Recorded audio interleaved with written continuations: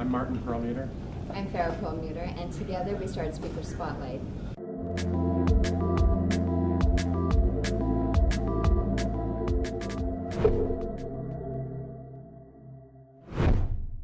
Speaker Spotlight is an agency that represents authors, athletes, politicians, comedians, basically the most extraordinary people, and books them speak at events around the world. Well, we got married when we were 25, and the first thing we did after we got married is quit our jobs and started a business together. We had a burning desire to make it happen. There was no safety net, and we had to make sure that we succeeded. We were working from home. We had some challenges that we were facing. We had no speakers, we had no clients, we didn't have an office, we had no startup capital, no business experience, no industry contacts. We had each other.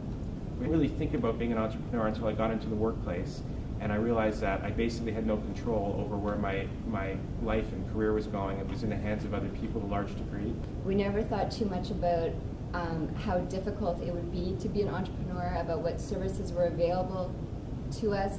We just got started, and we just started working really, really hard. We had a very modest goal. We thought in the first year, if we can book 50 speakers, we can basically cover our living expenses, break even, and survive our first year. And in the first month, I think we had 5 bookings in January of our first year. So we thought, wow, we're on our way. In February, we had 0. In March, we had 0. In April, we had 1. In May, we had 0. And in June, we had 0. So our new goal became, let's just not get shut out. Let's try to get 1 booking in a month. But there was one particular client that I'd been working with for 3 or 4 months. She called and she said, okay, we made some decisions, and she booked 6 speakers in one day, and that surpassed our revenue for the previous 6 months.